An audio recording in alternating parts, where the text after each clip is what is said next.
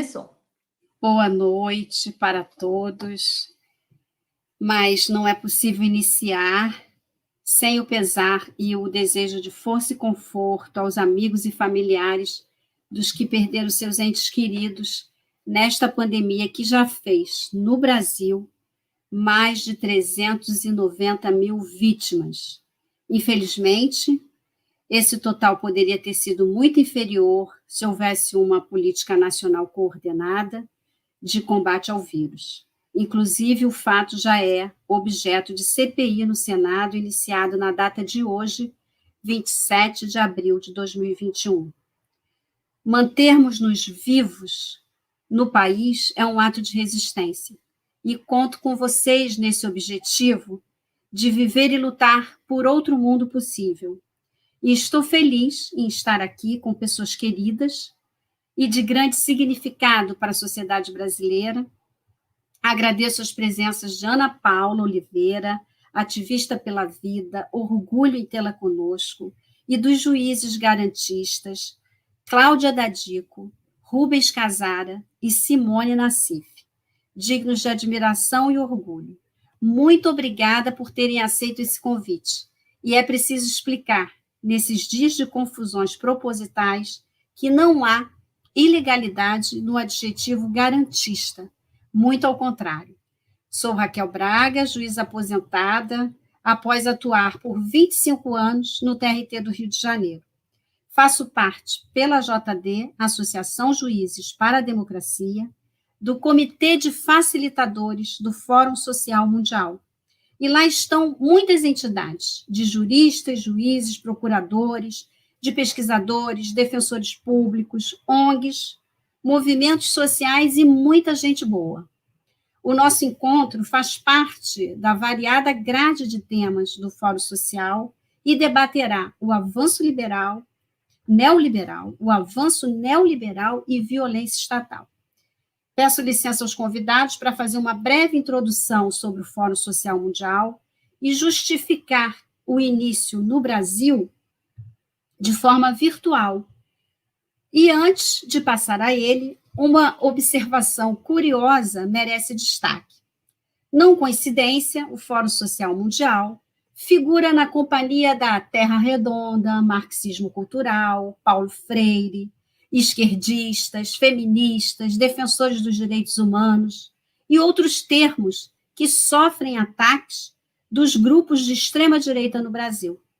Não é coisa de ignorante defender a Terra plana, se redonda, acusar a adoção do marxismo cultural pelas universidades, considerando Marx a personificação do capeta, quando o que se fez foi democratizar o ensino e o acesso a ele pelos vulnerabilizados. Ou atacar Paulo Freire, por discípulo de Marx e também demônio, sendo ele o educador brasileiro com o maior reconhecimento e prestígio internacionais. E, da mesma forma tosca, ofender as feministas, os esquerdistas e defensores dos direitos humanos que lutam por igualdade e benefícios sociais. Essa forma de agir não é desconhecimento, mas uma estratégia discursiva, racional, planificada e fácil de espalhar nas redes digitais, como nos adverte o professor João César de Castro Rocha em sua obra Guerra Cultural e Retórica do Ódio. Não sei se vocês estão conseguindo ver. Então, o ataque ao Fórum Social Mundial mistura todos os ingredientes, pois tanto os que o organizam como os que o frequentam entendem o girar esférico do planeta, respeitam Marx, amam Paulo Freire e a maioria é esquerdista, com muita honra. E as feministas? Grande parte delas faz o fórum acontecer e comparece lindamente para essa grande ágora moderna, uma verdadeira praça do povo. Feita a introdução, podemos responder que o Fórum Social Mundial nasceu no Brasil, fruto da associação de ideias entre ONGs, organizações não governamentais brasileiras, e o jornal francês Le Monde Diplomatique, E o objetivo foi e é firmar um contraponto ao Fórum Econômico Mundial. O primeiro se realizou em Porto Alegre, em 2001, e outros vieram anualmente, a maioria na capital gaúcha, mas já tivemos na Índia. Em 2006, uma experiência inédita, além de Porto Alegre, realização simultânea em outros locais, Mali e Venezuela, objetivando a integração continental, África, América e Ásia. Em 2009, em Belém, em 2013, Tunísia, 2018, Bahia, 2019, Rio de Janeiro, e 2020 e 2021 sem realização, contando com eventos virtuais. Estamos realizando o nosso virtualmente.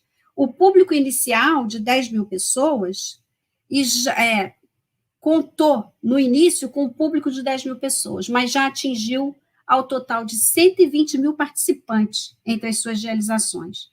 Concluímos que o Fórum Social Mundial reúne anualmente pessoas e movimentos sociais de diversos países do globo, que se opõem às políticas econômicas vigentes, contestando prescrições tidas pelos neoliberais com caráter de inevitabilidade. Lembram do Paulo Guedes? A economia não pode parar, empurrando os trabalhadores para a rua, embarcando-os prematuramente no caminho da morte? Os que fazem parte do Fórum Social não entendem a economia que se pratica com um fim em si mesma e não admitem escolhas entre os que permanecerão vivos e os que podem morrer. Os partícipes do Fórum Social Mundial dizem não ao negacionismo, respeitam o isolamento, usam máscaras, seguem a OMS, a Fiocruz, o Butantan, defendem o SUS e exigem vacina no braço e comida no prato. O contexto pandêmico não possibilitou a realização do fórum presencial em 2020, o que atravessou o ano de 2021. E o Brasil, dilacerado pelo golpe empresarial, militar, midiático, institucional, incluído o judiciário, sofreu efeitos na pandemia, maximizados pela necropolítica e agravado pela desigualdade social. Urgente que não se repita o uso do processo como arma para afastar inimigos, o que fez o lavajatismo com o impeachment da Dilma e afastando Lula das eleições. Fatos confirmados em recente decisão de suspeição do Moro pelo Supremo Tribunal Federal, manobra jurídica que resultou no trágico Brasil de hoje. A intensificação do isolamento social pela Covid-19 e os desejos bolsonaristas de destruição do projeto de nação exigiram fazer valer as lutas pelas vias digitais, cujo canal é o Fórum Social Mundial, Justiça e Democracia, um dos canais. O Fórum Social Mundial, Justiça e Democracia, até que o povo ganhe as ruas e consigamos nos reunir no México em maio de 2022, local do próximo evento. Por isso, estamos aqui e com os nossos convidados, uma das mães de Manguinhos, que luta pela vida, e juízes garantistas, que são aqueles que velam pela aplicação do devido processo legal, de igual maneira para ricos e pobres, brancos e pretos, homens ou todes e todas, sem olhar a opção de gênero, o status ou o partido político, tendo a Constituição como ponto de partida e querendo além. Nossa pauta retoma o lugar das pessoas sobre o mercado, exige justiça e democracia, igualdade de tratamento e igualdade jurídica, além da redistribuição da riqueza com benefícios sociais. A nossa luta, sem trégua, por igualdade, como uma das ferramentas na batalha pela igualdade social.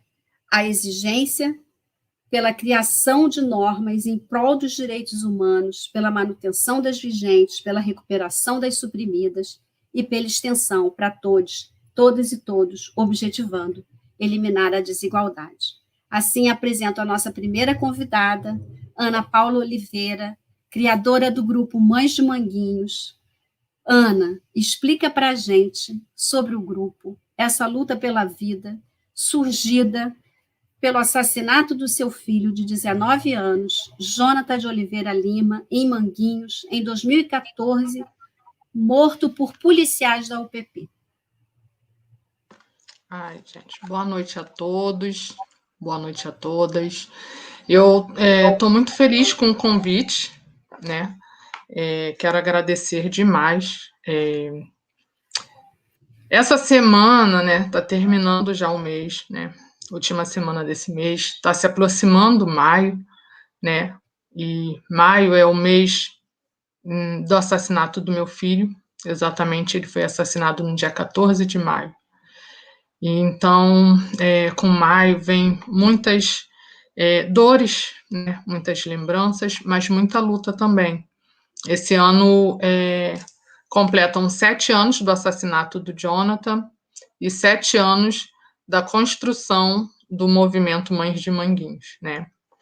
Um movimento que foi construído através da dor e de muita vontade, né? De mulheres, mães faveladas que queriam colocar sua dor para fora, queriam gritar por essa justiça que há 7 anos eu busco e ainda não encontrei, né? E somos mulheres fortalecendo outras mulheres, né? Sentimos essa necessidade. O movimento das Mães de Manguinhos, ele surge após o meu encontro e da Fátima Pinho, mãe de Paulo Roberto, já que a Fátima foi uma das principais testemunhas do assassinato do meu filho, e tinha apenas 7 meses que ela também tinha perdido o filho dela assassinado por policiais da UPP, aqui em Manguinhos.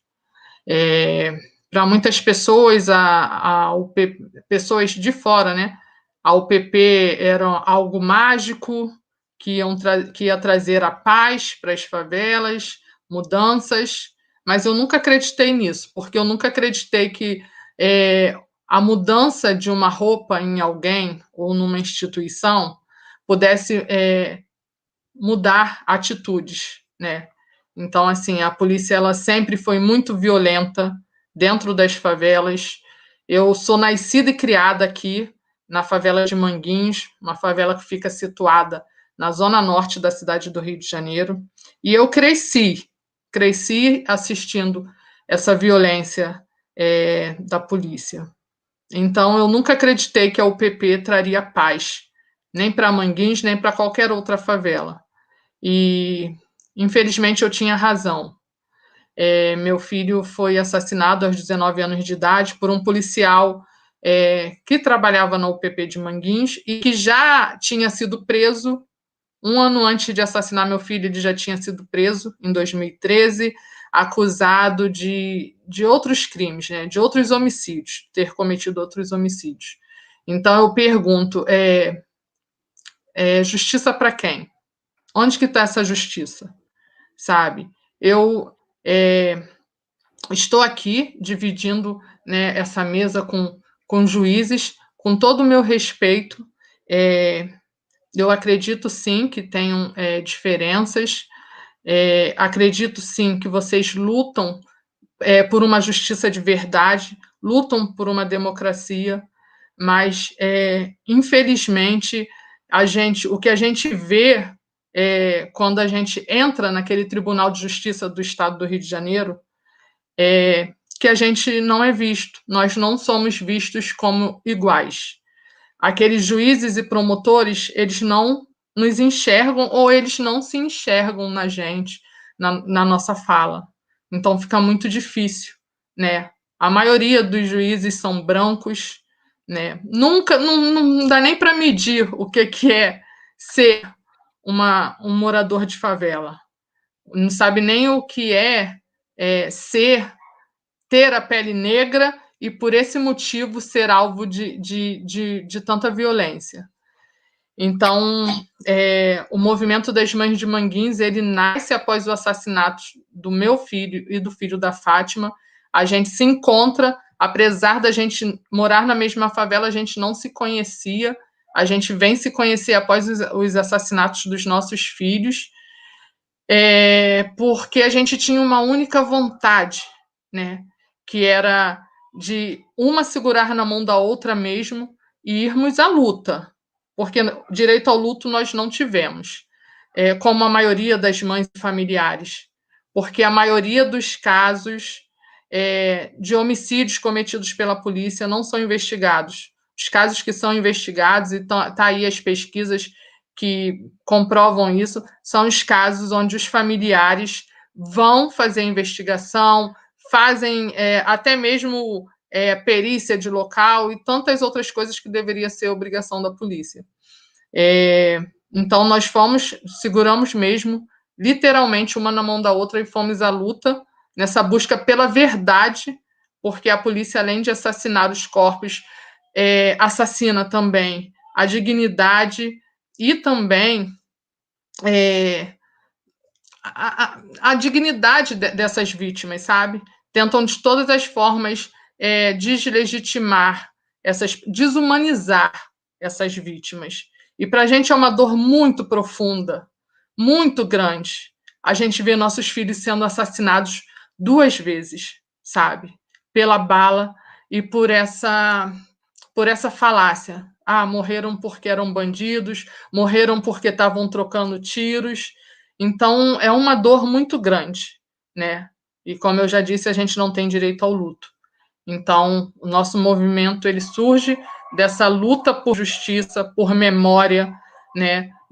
Dessa vontade de não deixar que os nossos filhos se tornem apenas mais um número para a estatística de violência policial, porque eles têm mãe, eles têm família, eles têm amigos, têm vizinhos que até hoje sentem a falta deles. Até hoje, quando tocam no nome ou no que aconteceu, todos sofrem. E aí a gente sai de Manguinhos e eu me perguntava muito por que isso aconteceu, por que a polícia fez isso com meu filho. Um tiro nas costas, pistola .40, na região do cóccix. Talvez se meu filho tivesse sobrevivido, hoje ele estaria vegetando em cima de uma cama. Um menino de 19 anos, cheio de vida, cheio de sonhos, um menino super amado, super querido por todas as pessoas que o conheciam, sabe? Então, eu tenho muito orgulho de ser a mãe do Jonathan, sabe? Tenho muito orgulho de levá-lo no meu peito, de estampá-lo no meu peito, de lutar por ele, de ser a mãe dele, o meu filho, Jonathan. E quando a gente sai de Manguinhos, a gente encontra outras mulheres, outras mães, e eu encontro a resposta para a pergunta que eu tanto me fazia: por que mataram meu filho?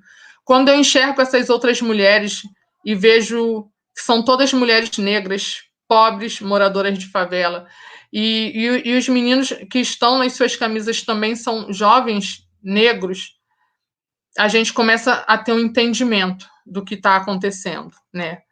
Que não foi por um acaso, não foi porque os policiais da UPP não tiveram tempo para ser treinados, não foi nada disso.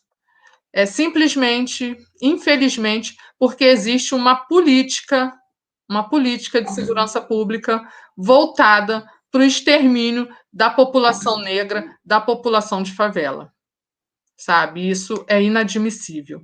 É inadmissível que uma boa parcela da sociedade se mantenha indiferente ao que está acontecendo.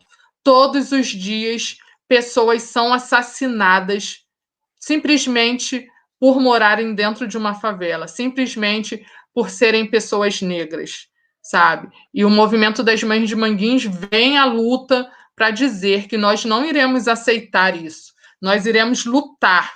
E a gente precisa que outras pessoas apoiem a nossa luta, que outras pessoas venham com a gente, sabe? Nós estamos lutando por vidas, e eu acho que não há nada mais legítimo do que a luta pela vida. Nossos filhos não irão mais voltar. Não existe justiça que se faça, que vá nos contemplar de forma plena, porque a justiça seria os nossos filhos vivos. A justiça seria se os nossos filhos pudessem viver. Se o meu filho pudesse ter saído da nossa casa com a namorada e pudesse voltar de novo para mim. E o meu filho não teve esse direito. Então, a justiça ela nunca vai acontecer. sabe? Porque nunca vão poder nos devolver os nossos filhos. E quando me perguntam se eu acredito na justiça, eu sempre falo, eu acredito na luta das mães. Eu acredito na nossa luta. Eu acredito na luta de todas as pessoas que vêm ao nosso lado caminhando, nos dando a mão. E lutando pela mesma causa. Lutando pelas vidas, sabe? Pelas vidas nas favelas. Porque não são as outras vidas que estão em risco. Eu detesto essa falácia de balas perdidas. Não existem balas perdidas. Essas balas, elas têm um direcionamento. Essas balas, elas estão direcionadas para as favelas. Quem estão morrendo são as crianças negras, são os jovens negros. Quem está morrendo é o povo da favela. Não tem bala perdida, tem balas direcionadas para o nosso povo. Então, acho que é preciso jogar por terra essa falácia de bala perdida, porque essas balas perdidas, elas não encontram vítimas nos grandes condomínios. Essas balas perdidas, elas não estão matando crianças brancas, não está matando jovens brancos, classe média alta, não. Está matando o povo favelado, que é tido como um alvo inimigo que deve ser abatido. E as mães de Manguinhos vêm nessa luta para dizer que não vamos dar um passo atrás, que nós iremos lutar até o fim, por justiça, pelos nossos filhos que não vão mais voltar, mas pela vida dos que ainda estão aqui. Estamos num momento de pandemia, mas nós não estamos de braços cruzados. Infelizmente, a gente é o tempo todo procurada para algum tipo de apoio, né? Nesses tempos de pandemia que a gente tem que fazer isolamento social, isso é um privilégio para poucos. A favela não tem esse direito. A favela tem que estar o tempo todo se protegendo, porque além da Covid, além de estarem nos matando de Covid, porque quem está morrendo nos hospitais por falta de leito também não é o povo rico, o povo que tem condições, não é. Quem está morrendo é o povo preto, é o povo pobre, que não vai conseguir um leito num hospital. Então, nós estamos morrendo, sim, por falta de vacina, nós estamos morrendo por Covid e o nosso povo também está morrendo de fome. E, além de estar enfrentando tudo isso, continuamos sendo assassinados a bala, pela bala do Estado, que em nenhum momento chega para trazer cesta básica. Nós estamos há mais de um ano, né, nessa pandemia. E somos nós por nós. Somos nós que estamos correndo atrás de cestas básicas para o nosso povo. Somos nós que estamos acolhendo mães. Somos nós que, durante a madrugada, atendemos o celular para ouvir uma mãe, porque ela está nesse processo que tem que ficar dentro de casa, que a gente não pode mais se encontrar nos atos, na porta do Tribunal de Justiça, na porta do MP, a gente não pode se abraçar. Então, tem muitas pessoas que estão ficando mais depressivas ainda. Então, nós fazemos muitas coisas, apesar de estarmos despedaçadas. E a gente está aqui para dizer que essa luta pela vida não pode ser só uma luta das mães, dos familiares que perderam. Antes de entrar aqui para essa conversa com vocês, para esse debate, a mãe do menino João Pedro, que foi assassinado pela Polícia Civil dentro de casa em São Gonçalo, ela acabou de me mandar uma mensagem. No próximo mês de maio, no dia 18, completam 1 ano do assassinato do João Pedro. O João Pedro, ele queria ser advogado. Quem sabe um juiz, quem sabe um promotor. Esse sonho foi tirado dele. O João Pedro, ele estava cumprindo, né, o isolamento social, ele estava dentro de casa e ele foi assassinado. Então, são muitos privilégios que não chegam até a favela. A democracia na favela nunca existiu. Isso não é falácia, não é mimimi. Quem está aqui sabe. Então, aqui na favela, a gente tem uma operação policial, o policial não vai bater na porta perguntando se pode entrar, tá? Ele vai dar pesada na sua porta e vai entrar.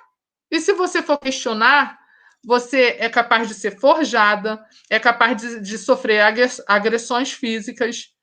Então, é muita luta, é uma luta diária, é uma luta contínua, né? E a gente conta muito com o apoio de todos vocês. Do dia 10 ao dia 14 de maio, nós, as Mães de Manguinhos, estaremos fazendo o nosso mais um levante das Mães de Manguinhos, né? E a gente gostaria muito do apoio, que vocês participassem também. A gente vai estar fazendo um ato em memória nas nossas redes sociais.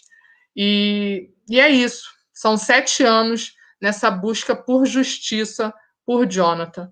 Então, a gente pede que vocês juntem o grito de vocês ao nosso grito. Justiça para Jonathan, justiça para João Pedro, justiça para todos os nossos filhos que foram assassinados em prol de uma política pública, uma política de segurança pública que não nos atende, sabe? Uma política de segurança pública que é uma política racista, excludente, é uma política que nos mata. E que tem, né, sabemos, está aí, estão querendo colocar, né, não sei se já foi, mas mais armas nas ruas, né, que as pessoas possam ter mais acesso às armas. Né? Quem vai pagar essa conta somos nós, infelizmente. Obrigada. Daqui a pouco a gente vai te passar a palavra de novo. Você está corretíssima. Eu agradeço, peço desculpa, sempre me excedo. Querida.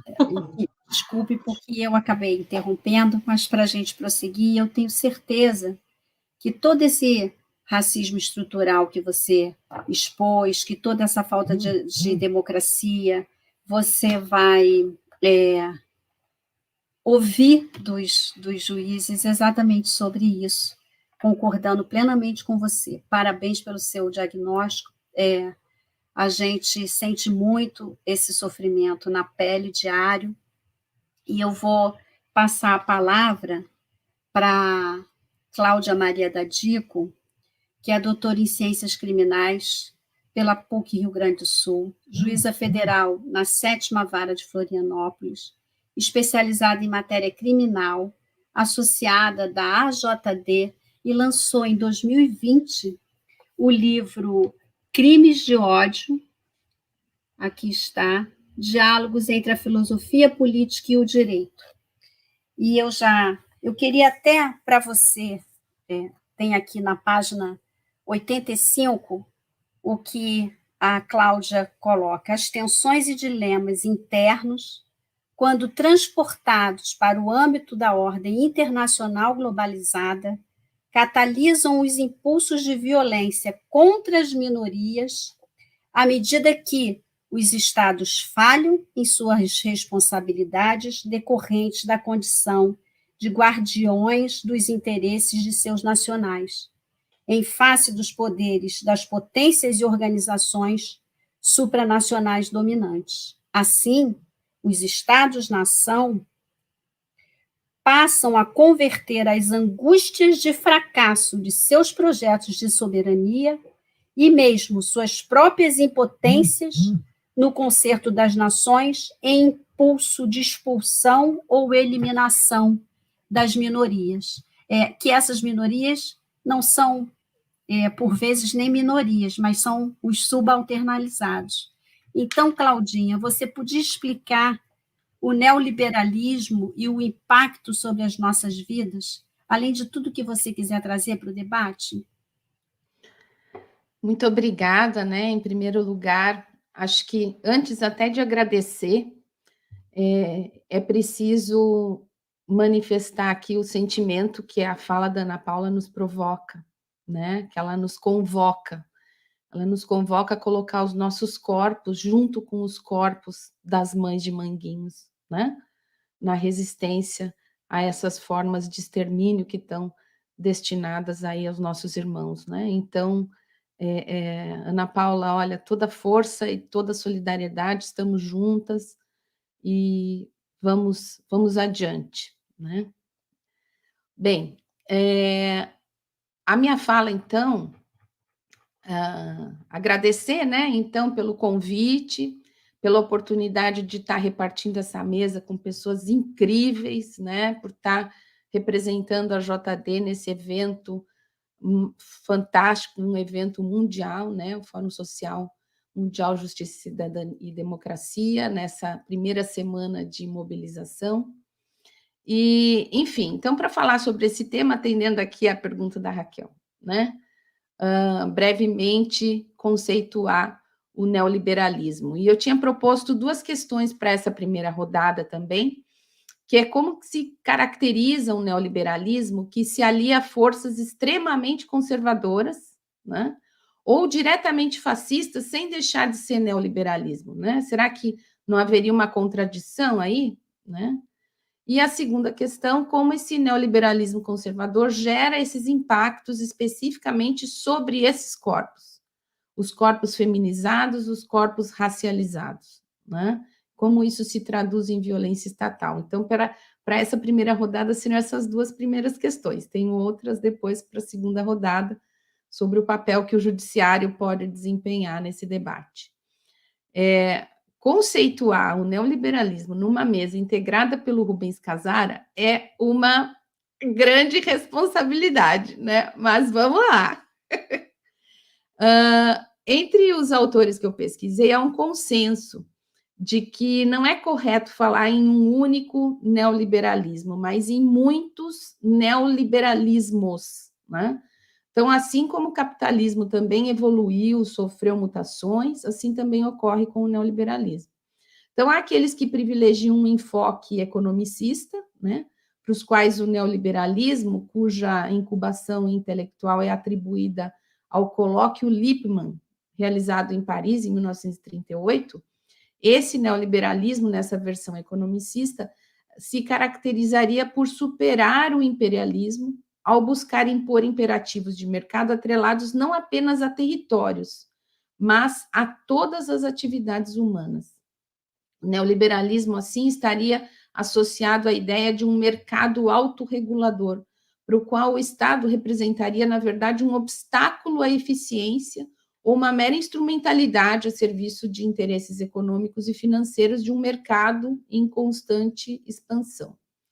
Para o David Harvey, o neoliberalismo é, em primeira instância, uma teoria de práticas políticas econômicas que propõe que o bem-estar humano pode ser alcançado mais plenamente pela emancipação das liberdades e competências empresariais individuais, dentro de uma estrutura institucional caracterizada por direitos consistentes à propriedade privada, a mercados livres e ao livre comércio.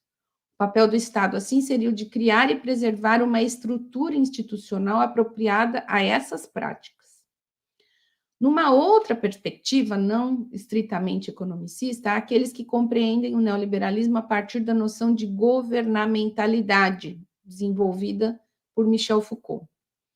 A governamentalidade, para Foucault, consiste no conjunto constituído pelas instituições, procedimentos, análises, reflexões, cálculos, táticas, que permitem exercer essa função bem específica, embora muito complexa, de poder que tem por alvo principal a população, por principal forma de saber a economia política e por instrumento técnico essencial, os dispositivos de segurança.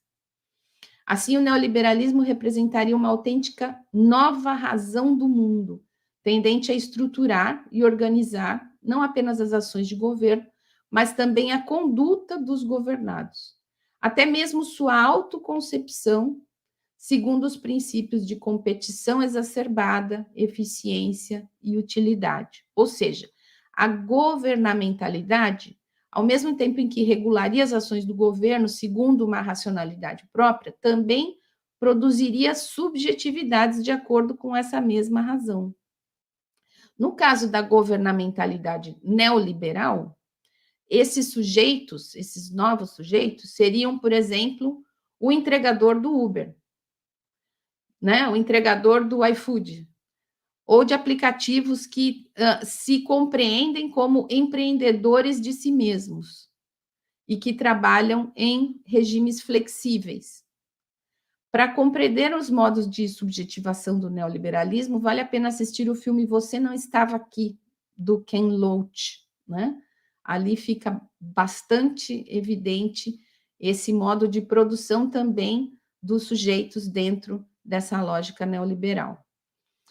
Para os estudiosos da governamentalidade, os mecanismos de governo não estão, portanto, situados apenas no Estado, mas circulam em toda a sociedade, assim como através das fronteiras nacionais.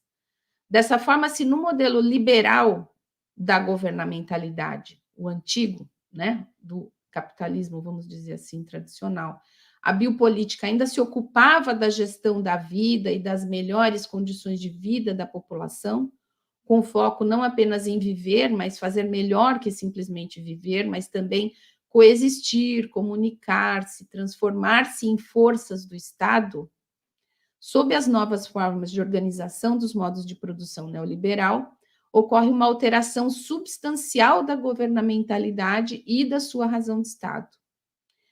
Segundo essa nova lógica, não haveria lugar para os pactos sociais de solidariedade social, da criação de direitos ou da inclusão de grandes contingentes populacionais nas cadeias produtivas, tal como ocorria nos modelos de produção do Fordismo, das grandes plantas industriais, do toyotismo. Mas, ao contrário, se estabelece sob a lógica da exclusão, já que altos índices de desigualdade e de desemprego não são apenas tolerados por esses novos modos de produção, mas sim incorporados à sua dinâmica regular.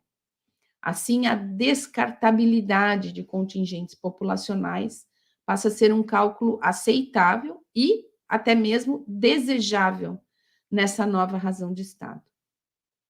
Numa outra ainda perspectiva, Louis Vacan afirma que, muito embora o neoliberalismo se caracterize como um projeto em aberto, plural, adaptável, é possível identificá-lo a partir de um núcleo que o define. Esse núcleo consiste numa articulação entre Estado, mercado e cidadania. Segundo Vacan, o Estado é aparelhado para impor a marca do mercado a tudo que se refere ao exercício da cidadania. Nesse sentido, também outra estudiosa do neoliberalismo, posso até depois mostrar o livro dela aqui, como a Raquel está fazendo, a Wendy Brown, né, no livro Nas Ruínas do Neoliberalismo, ela aponta que o avanço e o aprofundamento dessa dinâmica economicizou a lógica do mercado em praticamente todos os domínios da vida e preparou o terreno para mobilizar e legitimar forças ferozmente antidemocráticas na segunda metade do século XXI. Esse argumento ela desenvolve e diz que o extremismo conservador, né, que agora caracteriza essas novas manifestações do neoliberalismo, produziu um rebento indesejado, segundo ela, uma criação frankensteiniana, né? Então, esse novo modo de operar do neoliberalismo em aliança com o extremismo o torna indissociável de outros poderes e forças, tais como o ódio, nele compreendidos o racismo, a misoginia, a xenofobia, a homotransfobia, etc. E ainda outros males, como o niilismo, o fatalismo e o ressentimento. O fracasso do empreendedor de si mesmo pode, assim, ser sempre atribuído ao outro, à mulher, ao imigrante, à pessoa negra, a todo aquele que é visto como um obstáculo à sua trajetória de sucesso. O ódio, nesse contexto, opera como um mecanismo que, além de apagar a consciência dos lugares de cada um na luta de classes, captura o sofrimento para transformá-lo em força política. Essa conjugação entre neoliberalismo e fascismo tem sido denominada por alguns estudiosos do norte global como uma novidade, sob o título de novos fascismos. Todavia, Verônica Gago, estudiosa feminista argentina, nos faz ver que na América Latina a origem do neoliberalismo é indissimulavelmente violenta. São as ditaduras que vieram para reprimir um ciclo das lutas das classes trabalhadoras, das associações de bairro, dos movimentos estudantis, campesinos, que marcam seu início. Assim, de forma distinta do norte global, no sul, e em particular na América Latina, O neoliberalismo se apresenta como um regime de existência do social e um modo de mando político instalado regionalmente com o massacre estatal e paraestatal da insurgência popular e consolidado nas décadas seguintes a partir de grandes reformas estruturais segundo a lógica do ajuste das políticas globais. A conjunção entre o neoliberalismo e o autoritarismo tem na América Latina um papel chave, no qual a violência estatal e paraestatal é a sua marca distintiva. No Brasil, essa aliança entre o neoliberalismo e o autoritarismo encontrou um terreno fértil. Há que se recordar que, segundo Luiz Antônio Machado da Silva, as raízes históricas do Brasil permitem afirmar que, ao contrário dos mitos do brasileiro cordial ou da democracia racial, a sociabilidade violenta é uma de suas marcas constitutivas.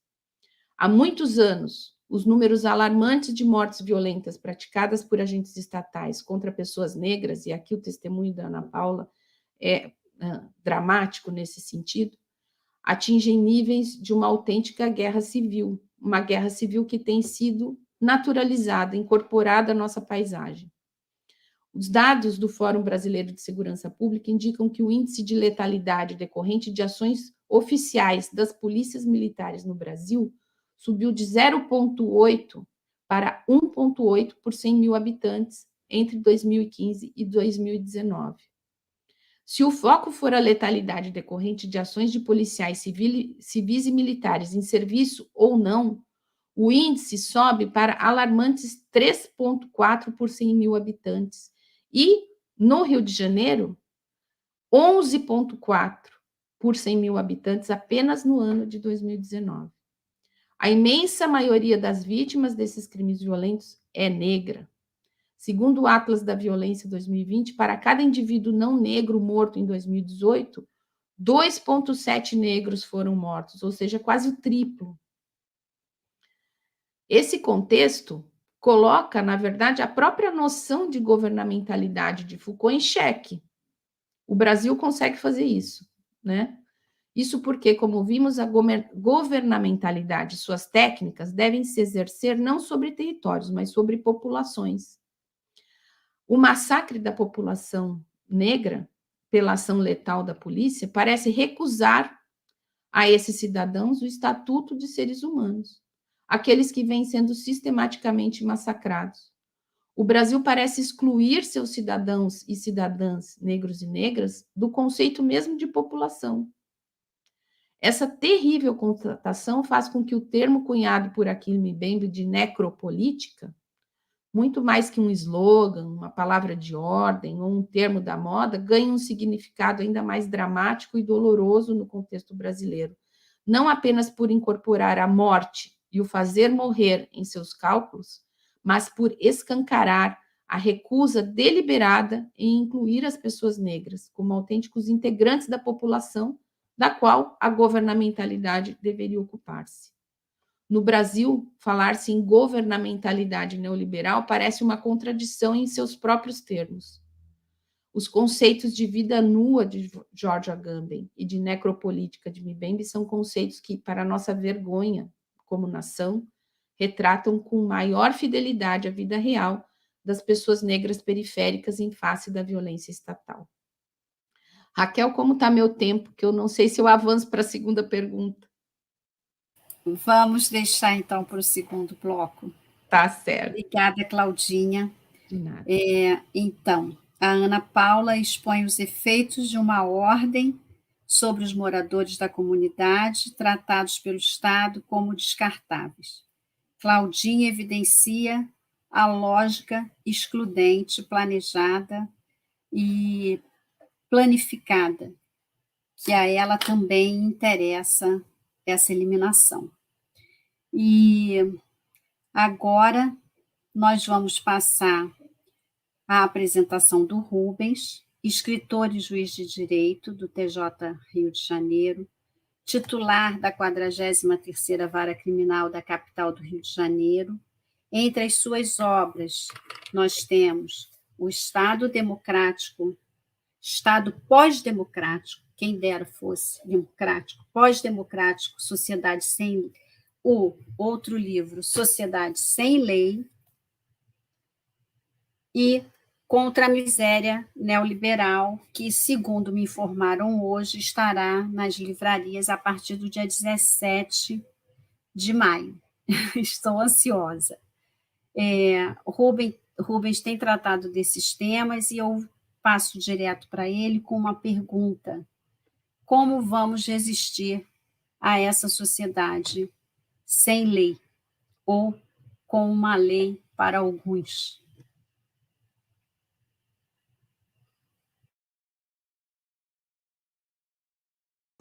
Eu estava mutado. Bem, agradeço, Raquel, um prazer estar contigo aqui. Agradeço a oportunidade de ter ouvido a Ana, a Cláudia, daqui a pouco ouvir a Simone também. É muito legal, em meio a esse caos que nós estamos lançados, um espaço como esse, que é um espaço de reflexão, é um espaço para a gente ouvir o outro, e é também um espaço de afeto, quando a gente se depara com pessoas tão queridas, como vocês são para mim. Eu vou aproveitar a fala da Ana e da Cláudia para tentar responder essa tua pergunta, Raquel. Porque me parece, e a Cláudia tem razão, que hoje não dá mais para encarar o neoliberalismo como uma teoria econômica desenvolvida na década de 20, na década de 30, 40, pensar em termos de Mises, Hayek ou Gary Becker. Não é disso que se trata hoje. Também não é uma governabilidade, governamentalidade, como tentou desenvolver Foucault em 73, quando ele escreve O Nascimento da Biopolítica. Ali era o início da percepção do que era o neoliberalismo, de que era algo novo. Tu vê ali um Foucault ainda, em certo sentido, impressionado e seduzido pelo neoliberalismo. Então, hoje, me parece que a gente tem que ter uma outra compreensão do que é o neoliberalismo. O que é o neoliberalismo hoje? Ele é tudo isso, mas é, sobretudo, uma racionalidade. Eu estou falando isso nos termos que estão sendo desenvolvidos pela Wendy Brown, pelo Christian Laval, pelo Pierre Dardot, dentre outros. O que é uma racionalidade? Grosso modo, é um modo de ver e atuar no mundo.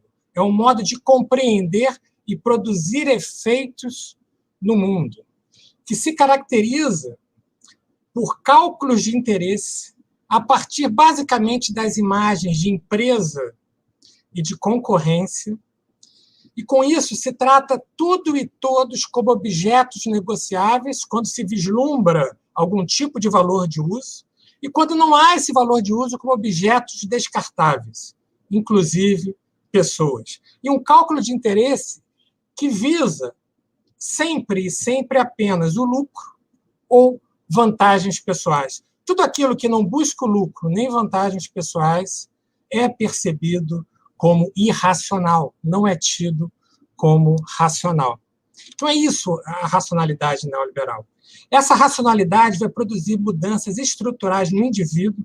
Cada vez mais os indivíduos passam a atuar a partir de um registro que nós poderíamos chamar de psicótico, quando não há limite à ação, ou perverso, quando há limite e o sujeito goza ao violar esses limites. Produz mudanças no plano do Estado, gerando aquilo que eu chamei nesse livro de Estado pós-democrático, que é o Estado neoliberal, no qual há uma reaproximação pornográfica entre poder político e poder econômico.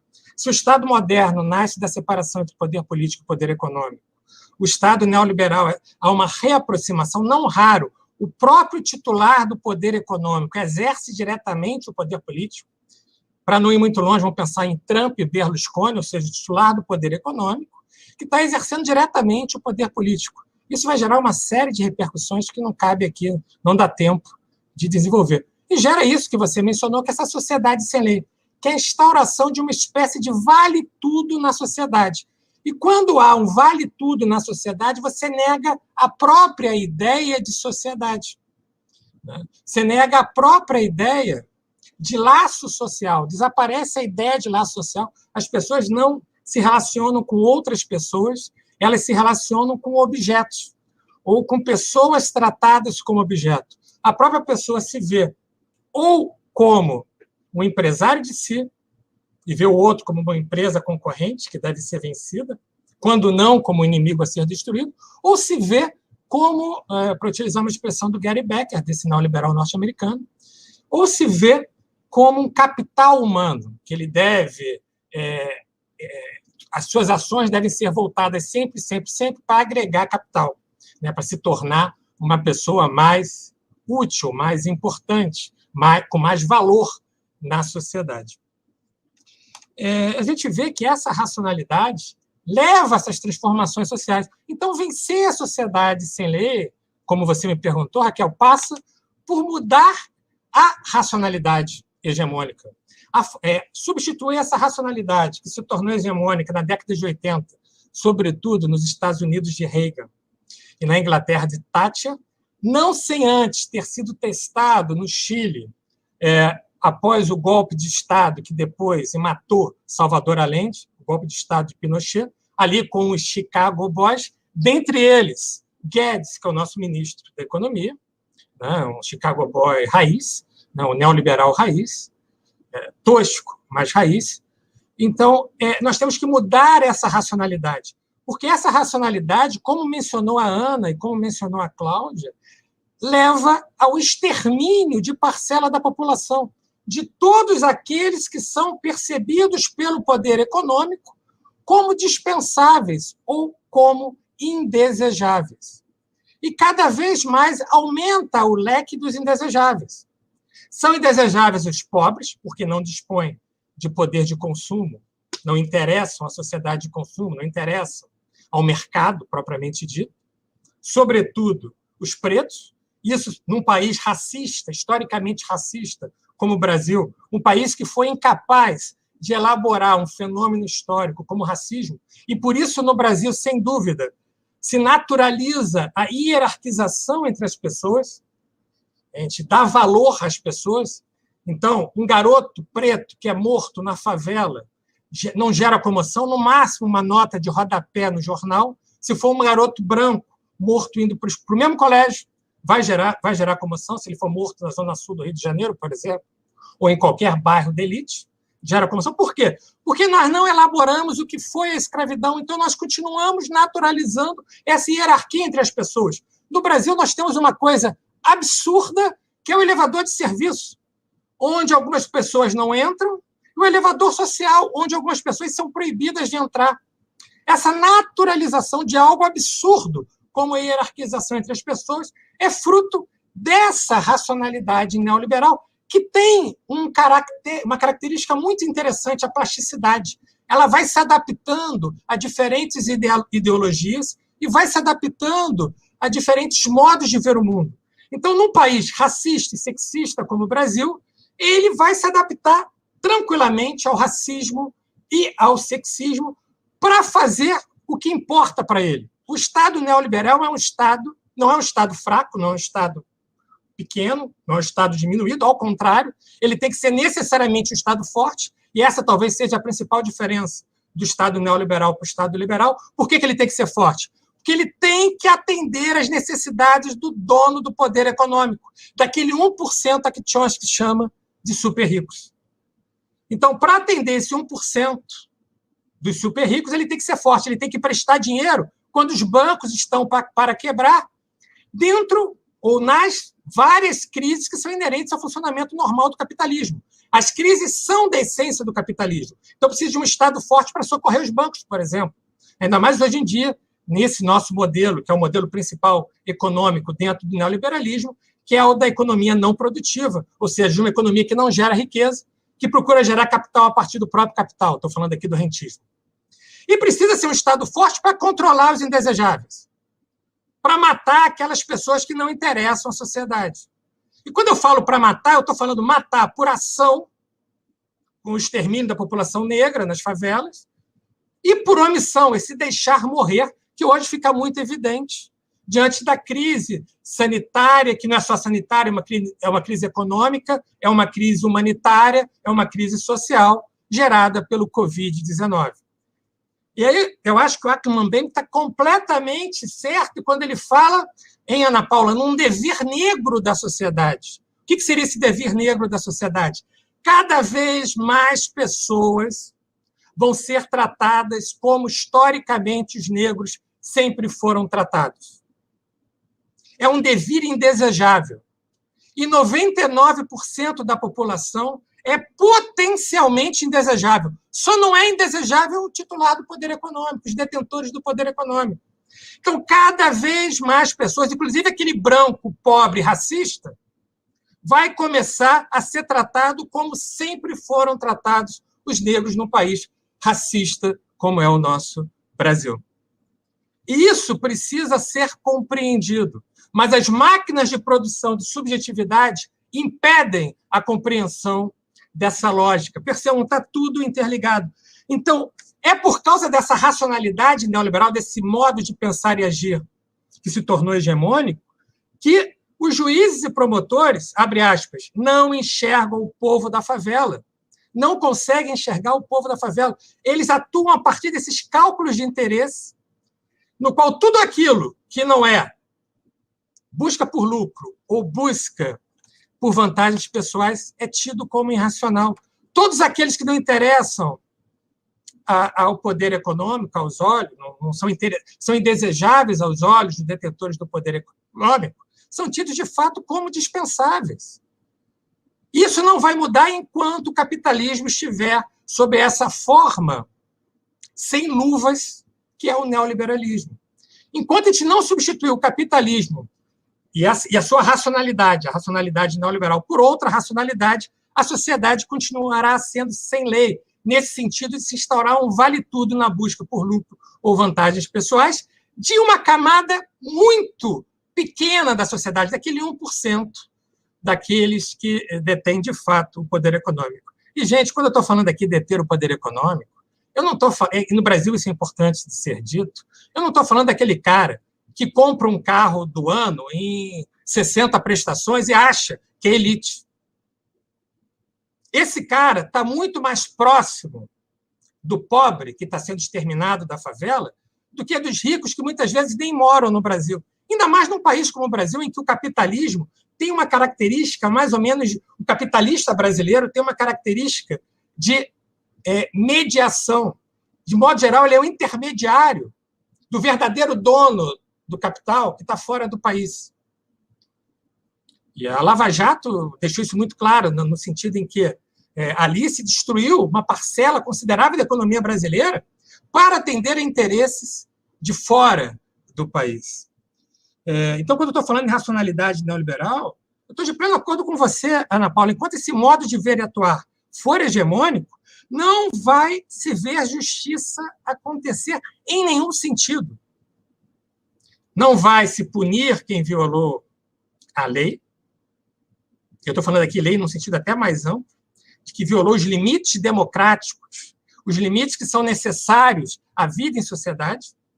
E perceba, o neoliberal, o Hayek, então, deixava isso muito explícito, não gosta da sociedade, da ideia de sociedade. A Margaret Thatcher dizia que a sociedade era uma ficção que deveria ser abandonada.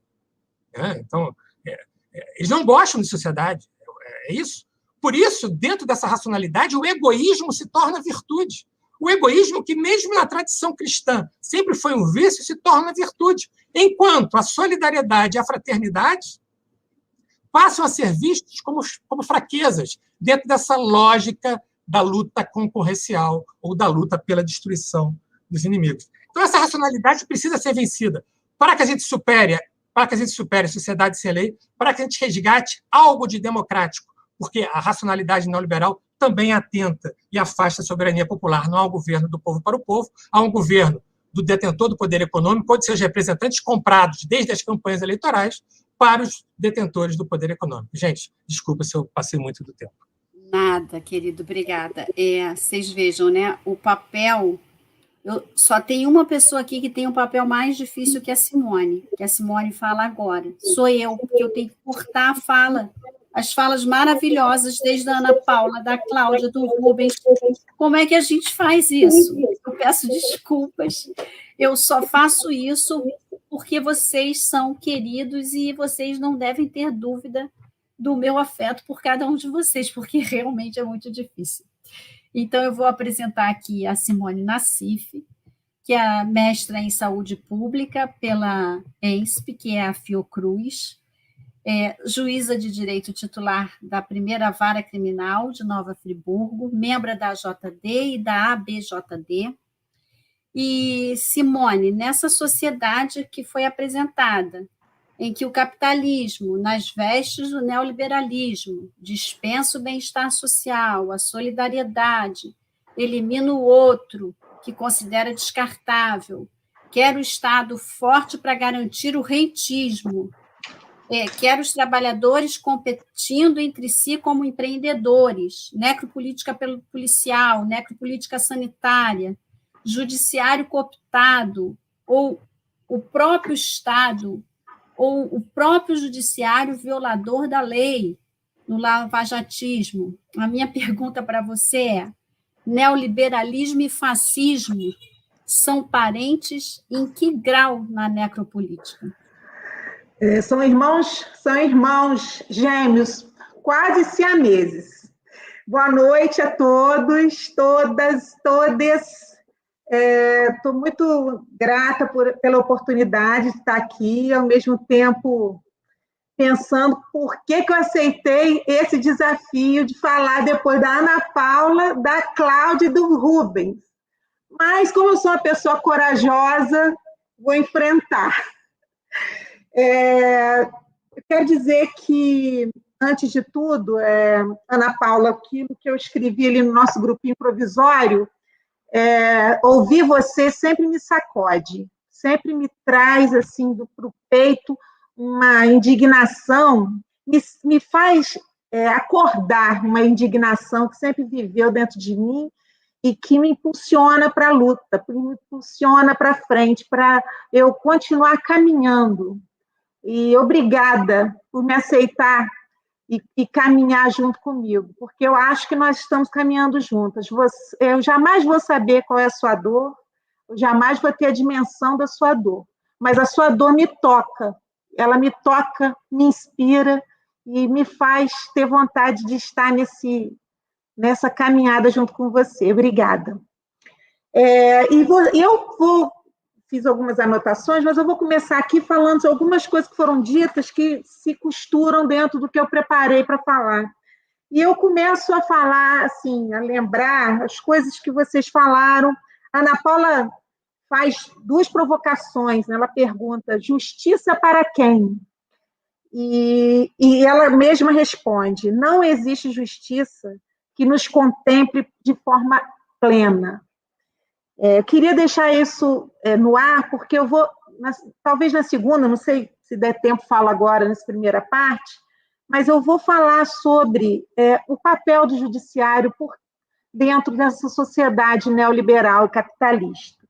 Então, já adiantando, o poder judiciário é o Estado, e o Estado ele existe em função do capital, ele existe para servir o capital. Isso Marx, lá longe, lá novinho, quando ele ainda era liberal, né? O Marx foi liberal um dia. Marx não foi marxista sempre, né? Ele foi marxiano, mas não sempre foi marxista, né, Claudinho? Então, quando ele era liberal, né, ele percebeu isso. E foi evocado, inclusive, por Pachucanes, quando ele diz que o ordenamento jurídico, as leis, são reflexos, são uma expressão da sociedade capitalista, que é escalonada verticalmente, que existe para a opressão.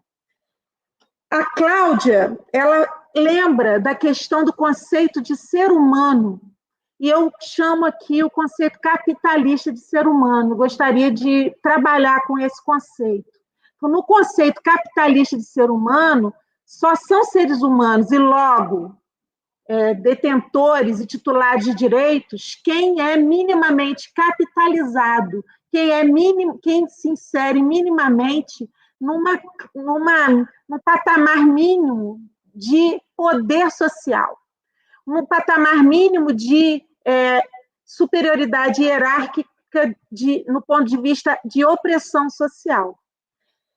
E, finalmente, Rubens vem aqui e traz essa enxurrada de conteúdo, junto com a enxurrada que já tinha vindo antes, falando do neoliberalismo como uma racionalidade a partir de uma compreensão empresarial das relações sociais, né?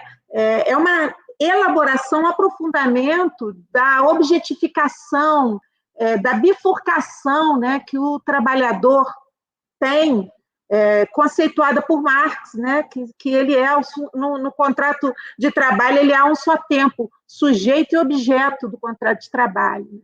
O trabalhador convertido numa coisa, que pode, obviamente, como todas as coisas, ser descartado. E, a partir desses conceitos, eu, respondendo ao que a Raquel perguntou, o fascismo ele é irmão do neoliberalismo. Por quê? Porque, como o Rubens também mencionou, e Marx já tinha diagnosticado, as crises econômicas são inerentes ao capitalismo. Elas são necessárias ao capitalismo, elas são produzidas, reinventadas pelo capitalismo. Por quê? Para superar fases de estagnação que a própria sociedade capitalista, que o próprio sistema capitalismo acaba se colocando. E toda vez que há uma crise econômica, junto com ela vem uma onda de conservadorismo. Conservadorismo em todos os sentidos que nós podemos... conservadorismo nos costumes, conservadorismo econômico. Há uma reação a si mesmo e uma superação de si mesmo que o capitalismo faz e que traz consigo uma onda de conservadorismo. O fascismo, ele nasce assim. Muitos estudiosos discordam, mas eu me filio ao entendimento de que estamos sim vivendo uma escalada fascista nessa nossa sociedade brasileira. Evidentemente, com algumas variações em relação ao fascismo clássico do início do século XX. Mas os sinais são muito evidentes. Então, assim, começando, a crise do capitalismo. Com a crise econômica que começou em 2008, lá nos Estados Unidos, do subprime, o neoliberalismo já definido e aprofundado pela Cláudia, pelo Rubens, e já exemplificado pela Ana Paula, ele vai se aproximando de um extremo de esgarçamento de valores que muito nos aproxima daquele clima, daquele início do século XX, pós-quebra da Bolsa de 1929. E quando o capitalismo se vê numa crise, ele reage a si mesmo violentamente. E aí, como consequência, o que se vê? Supressão de direito dos subalternalizados, intensificação do acúmulo com correspondente avanço da miséria e da fome, protecionismo dos bancos e grandes conglomerados e redução do acesso ao bem-estar social para os subalternalizados. E em subalternalizados, eu preciso esclarecer que somos todos nós que vendemos a nossa força de trabalho para sobreviver, né? Juiz vende força de trabalho, a não ser que seja de família, assim, trabalho de esporte, porque quem trabalha para ganhar um salário, para sobreviver, vende sua força de trabalho, está vendendo seu corpo para trabalhar, é proletário. Só para a gente colocar as coisas nos seus devidos lugares. Toda essa situação, todas essas características, elas desembocam hoje em dia no que Achille Mbembe chama de necropolítica, já mencionada aqui pela Cláudia e pelo Rubens. O Achille Mbembe, ele é estudioso da escravidão, da decolonização, da negritude, e ele relacionou o discurso e o poder de Foucault a um racismo de Estado presente nas sociedades contemporâneas. Esse racismo de Estado que também a Ana Paula demonstrou aqui. Esse racismo fortaleceu políticas de morte, um poder de dizer quem vai viver e quem vai morrer, uma decisão de escolha de quem merece a vida e a quem só se delega a morte. Estruturas com o objetivo de provocar a destruição de alguns grupos. E aqui no Brasil nós falamos dos grupos pobres, periféricos, negros, excluídos. Essas estruturas, elas são formas contemporâneas de vidas sujeitas a um poder de morte e seus respectivos mundo de morte. Então, o que nós estamos falando é de uma política de morte, é de tratar a morte como um dos instrumentos de superação de uma crise econômica. Né? É muito mais, é uma questão muito mais do que ética, é uma questão de também financeirizar a morte. Além dessa característica, nós vemos, em comum com o início do século XX, uma desmobilização da classe trabalhadora para enfrentar e resistir a esse avanço de violência estatal e de violência econômica, um processo massificado, um movimento de massa de não dominantes, né, de pequenos burgueses. Aí nós falamos dessas pessoas que moram em bairro de classe média, que vivem numa casa de classe média, que compram um carro, né, do ano, mas não é o carro de ponta, é um carro bom, mas não é um carro de ponta, dividido em 60 prestações, mas que se acha rico, se acha dono de capital. A proletarização desses pequenos burgueses, e ontem, esses dias, essa semana, saiu uma informação ali em algum lugar, o quanto a nossa classe média está caindo para o nível da miséria. Nós estamos, a cada vez mais, aproximando, diminuindo a desigualdade da classe média com a classe pobre, mas diminuindo, empobrecendo a classe média. Né? E esse é um fator que nos aproxima do início do século XX. Oi, já? Um minutinho para você concluir. Exagerei, tá vendo? Eu exagerei, sabia que eu ia exagerar. Vou só terminar de caracterizar aqui o fascismo. O nacionalismo, que no Brasil se evidencia com a hipocrisia e o entreguismo, o americanismo, o militarismo e a guerra imperialista, que, de forma farsesca, se evidencia com a ameaça de invasão à Venezuela, grupos paramilitares, as milícias, né? Nós sabemos o poder das milícias no Rio de Janeiro, e nós sabemos também que tem grupos paramilitares oriundos, inclusive, de igrejas, como se isso fosse uma coisa muito lógica, mas não é. E, por fim, o racismo e o bode expiatório, a figura do bode expiatório, a ânsia pela extinção do opositor ou diferente. E aí nós podemos exemplificar com o PT, o Lula, o adolescente, a mulher, a LGBTfobia, o povo negro pobre e periférico. Eu vou parar por aqui, claro, porque já acabou meu tempo, eu sabia que eu ia extrapolar. Na segunda parte, eu vou falar sobre as características mesmo do fascismo, no neoliberalismo, e o papel do judiciário, né, em toda essa confusão.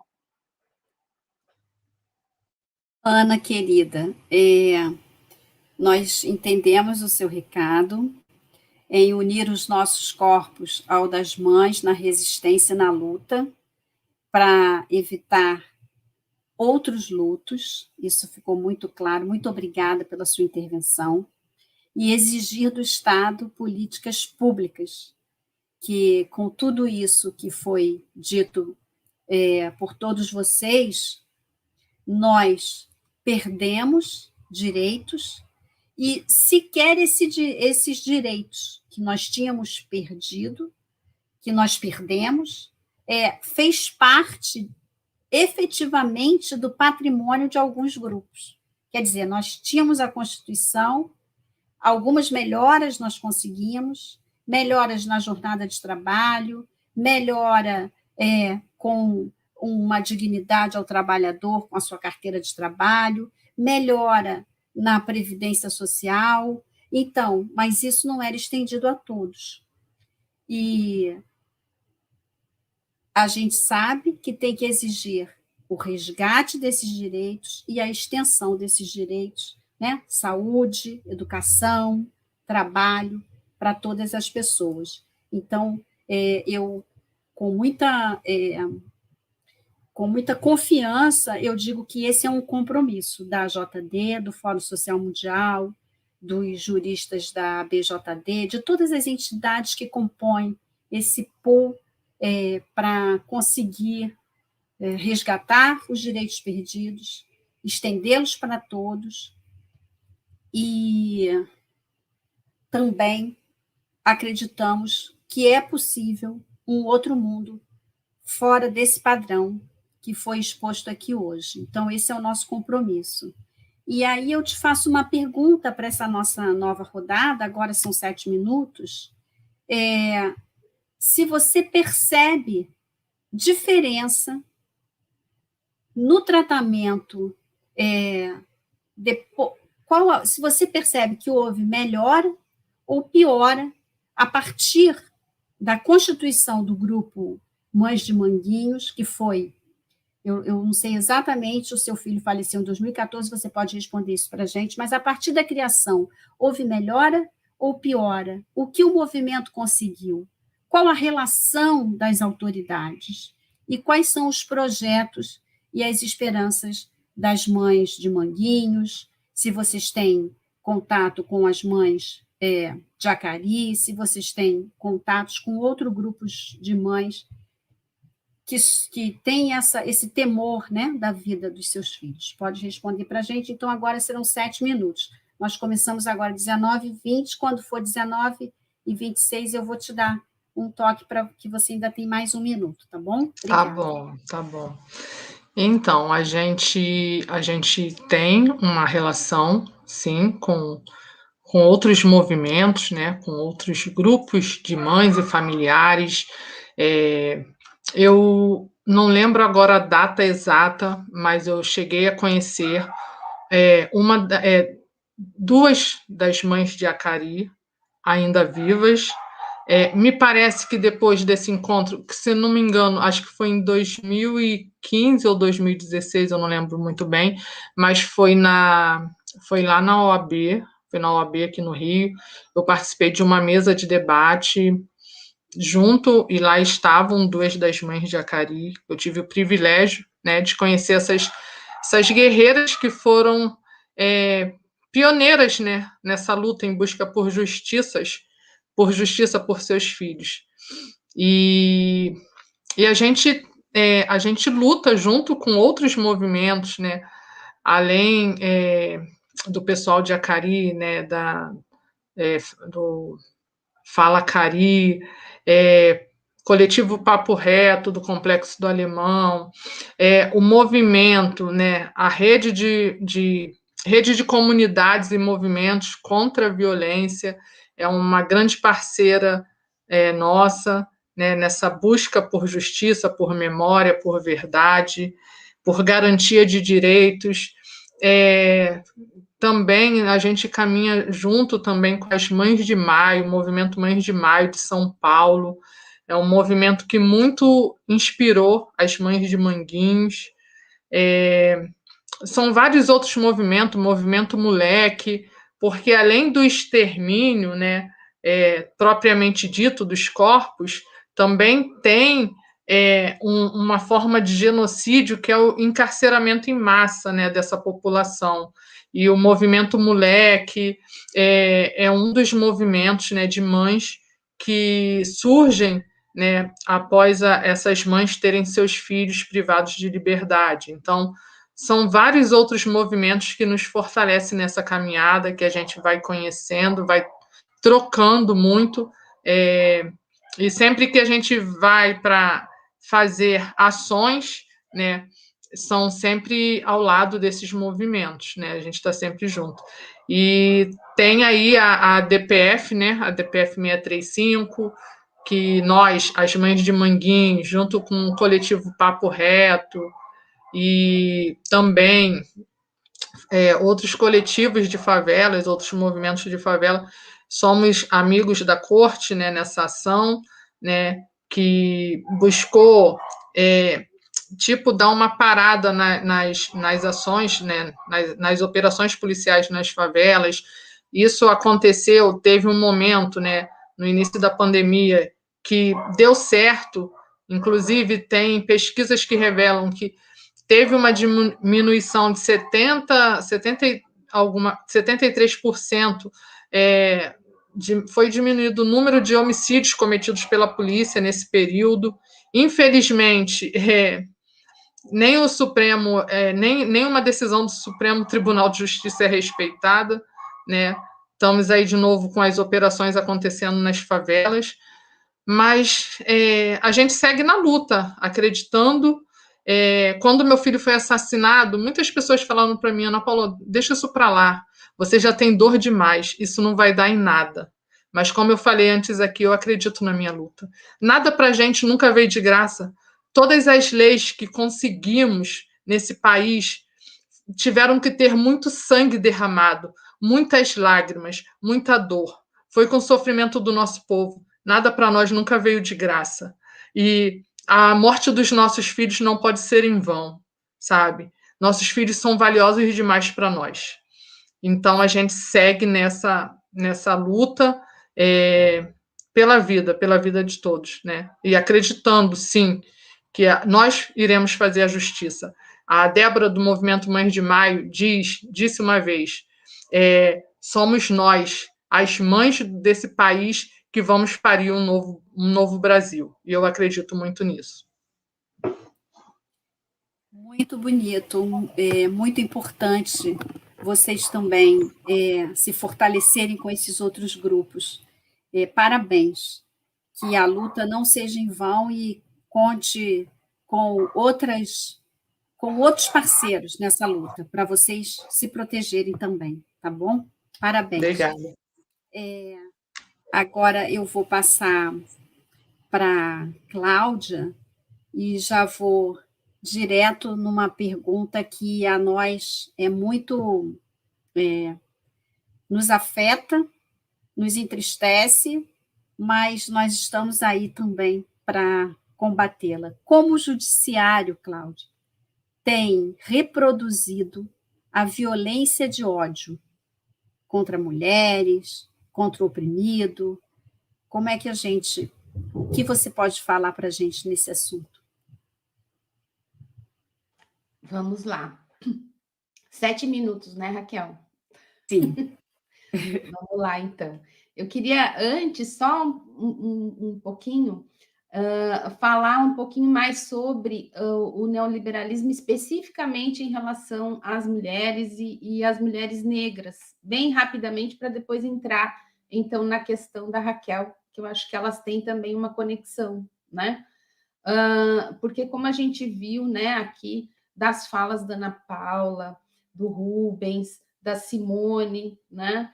A gente pode perceber que essa conjugação entre o neoliberalismo e o extremismo, né, os fascismos, ela tem também uma coloração diferente, ela atinge de maneira diferente os diversos grupos vulnerabilizados. E no caso, especificamente das mulheres, né, e das mulheres racializadas, das mulheres, enfim, das classes periféricas, essa manifestação é ainda mais dramática, né? Então, a gente pode perceber que essa conjugação entre o neoliberalismo e esse extremismo, ele produz uma articulação nova entre o patriarcado e o capitalismo, né? E isso vai ser percebido em tarefas relacionadas à reprodução social. Então, essas tarefas de cuidado, de saúde.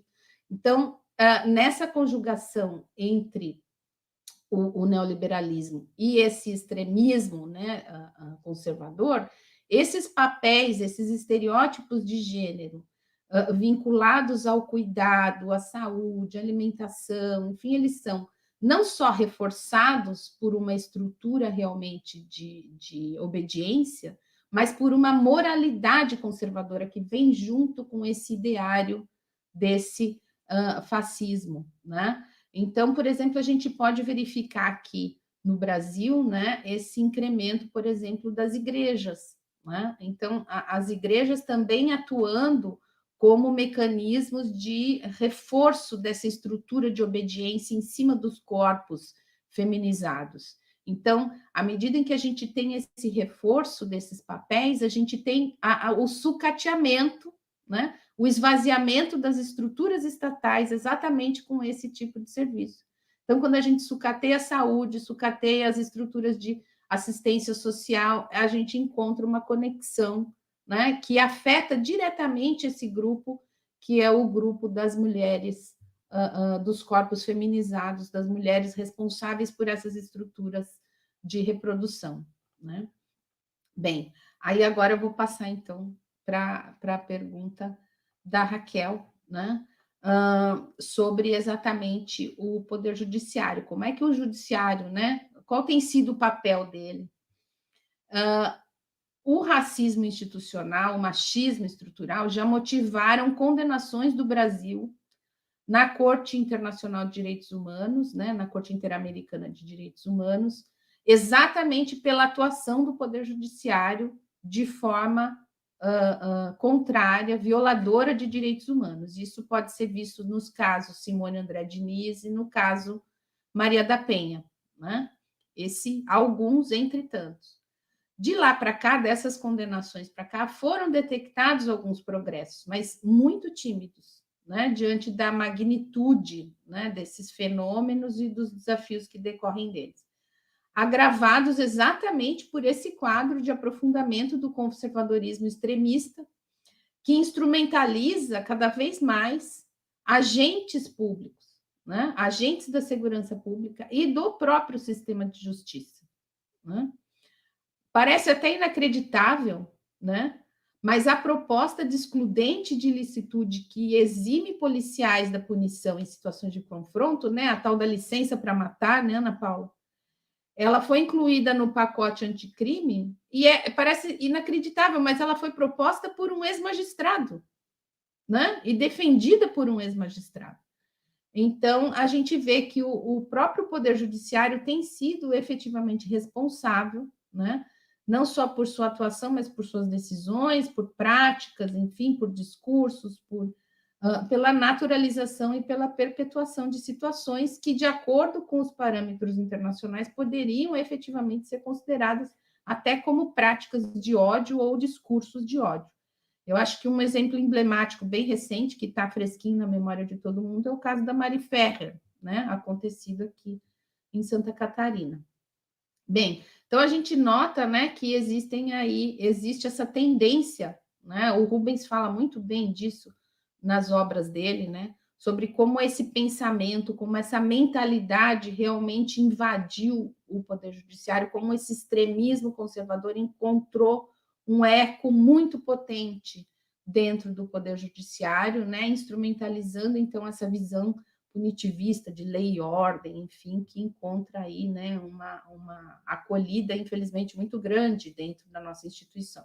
Por outro lado, a gente vê também uma disputa, por outro lado, a gente vê uma tendência em sentido contrário. A Ana Paula trouxe aqui a DPF 635, né, a DPF das favelas, cuja decisão do ministro Fachin foi referendada pelo plenário do STF, né, determinou a suspensão das operações policiais durante a pandemia, e, né, as audiências públicas nessa DPF, que foram realizadas agora, né, nos dias 16 e 19, né, estão lá disponíveis no canal do Supremo, elas são um manancial muito rico à disposição ali dos ministros, né, a fim de que eles incorporem nessas reflexões, nas suas decisões, nas suas deliberações, essas vozes que tradicionalmente são silenciadas, dificilmente encontram aí um espaço dentro do Poder Judiciário, né? Então, vê-se assim que o Judiciário está oscilando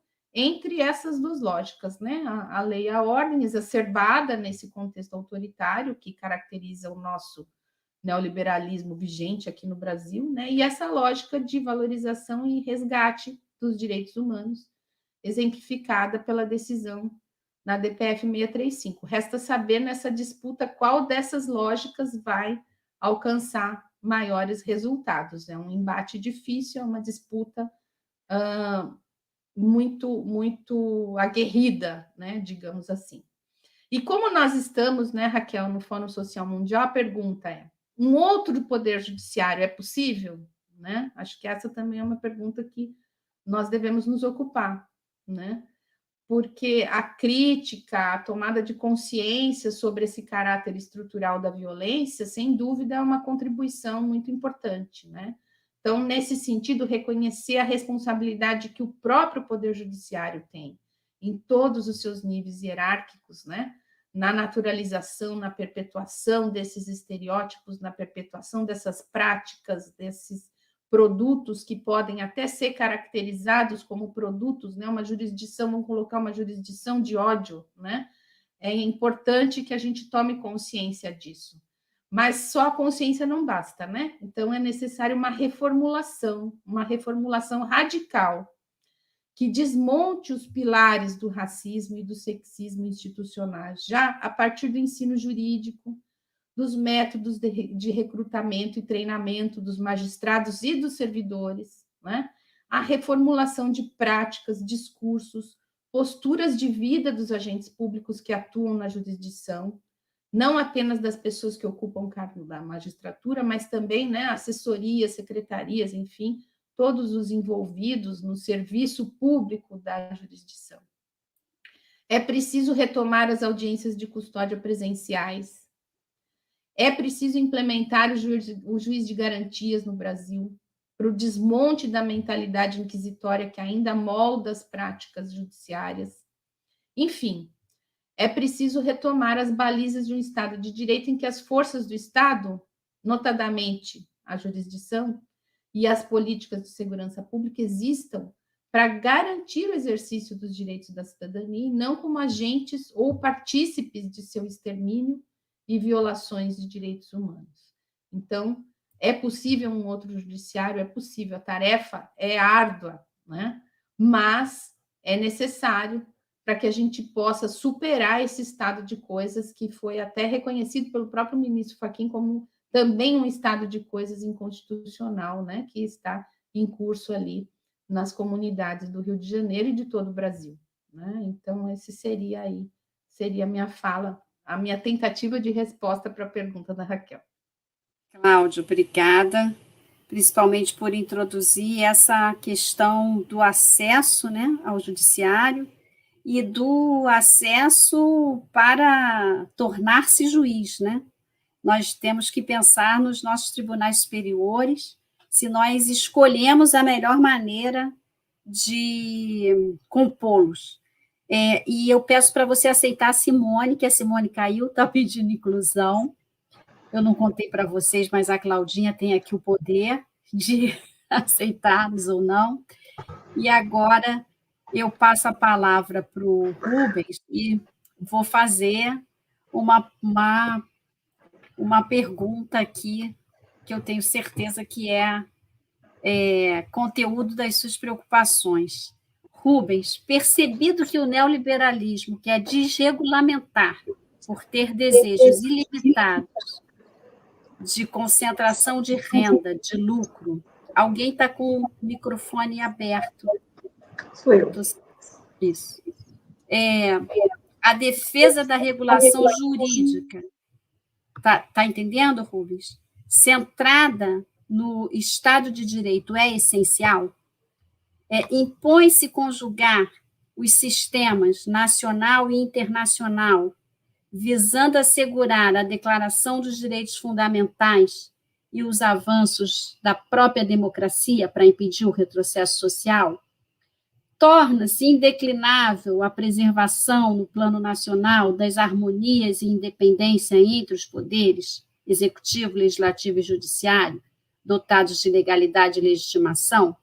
E eu digo que essa minha pergunta eu não posso agradecer a todos que estão no chat, mas a JD está em peso, eu agradeço muito as pessoas de estarem aqui conosco, e essas minhas perguntas, elas foram inspiradas numa provocação da Magda Biavaschi, que a Magda, como é uma juíza ligada ao mundo do trabalho, ela fez a indagação, mas se a lei é sempre dominação opressora, por que a reforma trabalhista? Por que os liberalizantes em cursos no país querem desregulamentar? Então, eu te deixo aí com essas nada simples indagações. Obrigado pela pergunta, obrigado a participação da queridíssima Magda. É muito bom ter ouvido todos vocês até agora. E agora eu tenho 2 horas para responder essa tua pergunta. Não é isso, Simone? Difícil. Raquel, olha a situação que você me deixou. Vamos lá. De fato, o marco normativo do neoliberalismo é a ilimitação, porque se busca cada vez mais a acumulação tendencialmente limitada, se busca cada vez mais lucro, lucro, lucro. Não por acaso, para o detentor do poder econômico diminuir a margem de lucro, ou seja, respeitar algum tipo de limite, se torna algo insuportável, o que faz com que ele defenda, por exemplo, golpes de Estado na América Latina, o que faz com que esse detentor do poder econômico, não raro, se alie a propostas fascistas, e o fascismo está ali sempre disponível quando o capitalismo o convoca para atuar dentro do Estado.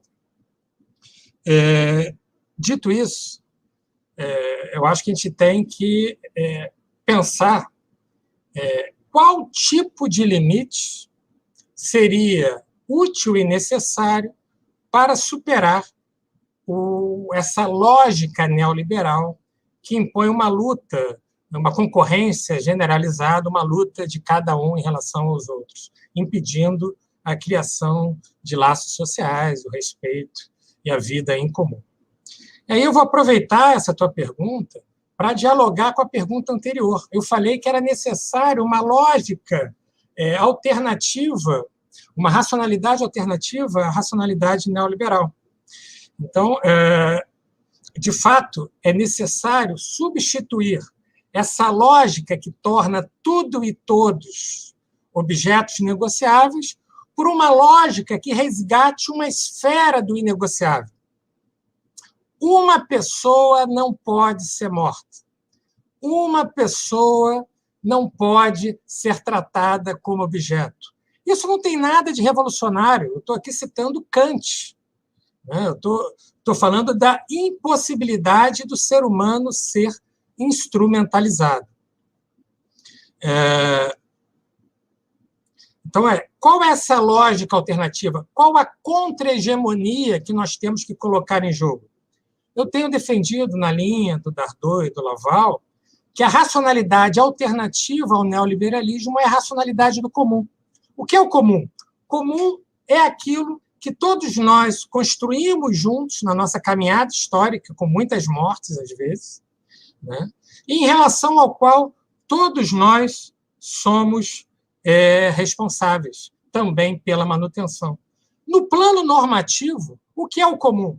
O comum são direitos humanos, aqueles direitos inerentes a cada um de nós pelo simples fato de termos nascido com vida. Mas são os direitos humanos não numa perspectiva exclusivamente eurocêntrica. São os direitos humanos como aqueles direitos necessários àquilo que na tradição cristã se chama vida boa. São os direitos necessários a uma vida digna para todos, todas e todos. Nesse sentido, o sistema nacional, o sistema internacional de direitos, tratados e convenções internacionais, que tratam de direitos fundamentais, que tratam de direitos humanos, precisam necessariamente ser incorporados. Porque o Estado neoliberal é esse Estado pós-democrático, no qual desaparece a soberania popular e desaparece também qualquer pretensão de fazer valer direitos e garantias, sejam individuais, sejam sociais, sejam difusos. Os direitos humanos são a dimensão normativa do comum. E, nesse sentido, é indispensável resgatar esses limites ao exercício do poder, de qualquer poder. Perceba, quando a racionalidade neoliberal quer afastar direitos trabalhistas, direitos previdenciários ou direitos individuais, até direitos da própria tradição liberal, ele está fazendo porque percebe esses direitos como obstáculos a essa acumulação tendencialmente limitada, como obstáculos ao seu lucro. Respeitar direitos implica em limitar o exercício do poder. E o poder econômico não quer ser limitado, o poder político não quer ser limitado. Nós estamos falando de fato, em substituir essa racionalidade neoliberal que tende à ilimitação pela racionalidade do comum. Nós temos que resgatar a hipótese comunista, no sentido empregado pelo Alain Badiou, né? Não é porque o comunismo real, aquele comunismo chamado socialismo real, aquele comunismo que se fez presente, apresentou distorções, que nós temos que jogar toda a hipótese fora. Óbvio que existiram erros, ninguém nega isso. Agora, nós temos que o quê? A partir dessa hipótese, ver onde foi errado e tomar outro rumo. Dito isso, encaminhando para o fim da minha resposta.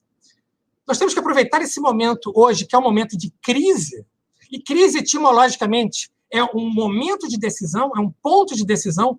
Crise, na Roma Antiga, era um termo médico, era aquele momento em que o doente, a partir da doença, ou ele se curava ou ele morria. Então, nós temos que aproveitar esse momento de crise para adotar um outro caminho que não o caminho sinalizado pela racionalidade neoliberal. Nós temos que adotar esse caminho do comum, de resgatar o comum, de desdemonizar o comum, porque o comum, tal qual os inimigos do poder econômico, até porque o comum é um inimigo do poder econômico, foi demonizado. Tudo aquilo que é comum, tudo aquilo que é de todos nós, dos pretos, das mulheres, dos gays, das lésbicas, das travestis, dos transgêneros, esse comum precisa ser resgatado. E precisa ser resgatado com essa característica do inegociável.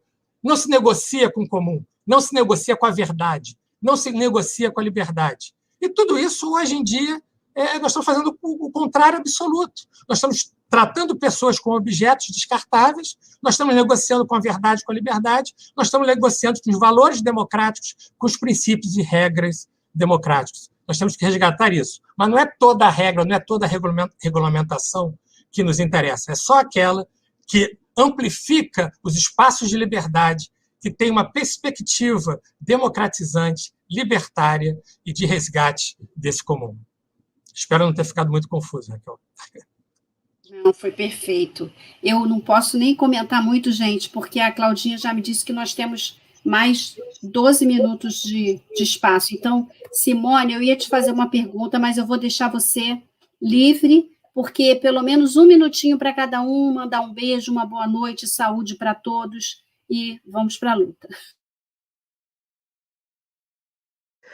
Ok, Raquel, serei muito breve, só assim, ser inspirado pela sua pergunta ao Rubens e pelo que o Rubens falou, queria só chamar a atenção que a normatividade que contempla os interesses do subalternalizado, como a Ana Paula falou, ela é construída na luta concreta das tensões sociais entre os interesses dos subalternalizados, organizados em movimentos sociais, em movimentos populares, e os interesses do capital, dos dominantes, em resistência a isso.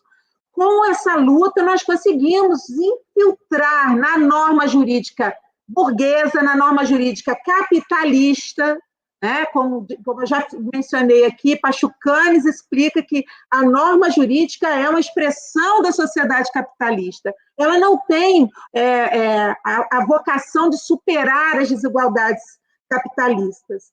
Mas nós, com nossas lutas, com as lutas dos povos subalternalizados, nós conseguimos inserir na normatividade regras, princípios que contemplam os interesses dos subalternalizados. E é essa desregulamentação que o neoliberalismo quer fazer. O neoliberalismo quer destruir as conquistas humanitárias inseridas na nossa norma, no nosso ordenamento jurídico. Para superar tudo isso, assim, o Poder Judiciário, já falei, é um instrumento de perpetuação, como é um Estado juiz, nós somos instrumentos de perpetuação dessa relação de subalternalização. E, como disse a Claudinha, o Poder Judiciário contribui para a normalização, para a aceitação desse racismo estrutural, todas as vezes que um juiz recebe uma denúncia de tentativa de homicídio, quando o réu levou um tiro da polícia, e não tem nenhum tiro no camburão, e o policial não levou nenhum tiro, a vítima é criminalizada, toda vez que o Poder Judiciário recebe uma denúncia dessa, está normalizando o racismo estrutural e o extermínio do povo negro. Toda vez que o Poder Judiciário reconhece como válido e praticamente presumida a verdade a palavra de um policial contra a palavra de uma testemunha que estava lá presente, viu o fato, está legitimando a violência de Estado, está legitimando o racismo no Poder Judiciário. Então, eu quero terminar, já que assim, a gente tem pouco tempo, eu quero terminar dizendo o seguinte, que o neoliberalismo ele é produtor da morte. Ele é produtor da morte, ele se destina a produzir a morte.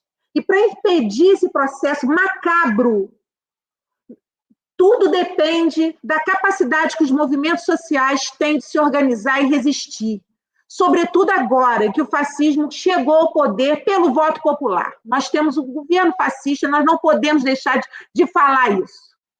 Como disse Marielle Franco, presente, sobreviver é resistir. Outras pessoas falaram aqui, Claudinha falou, Raquel Mônica, falou isso. Aproveita para fazer sua despedida. Você tem agora um minuto. Já estou me despedindo.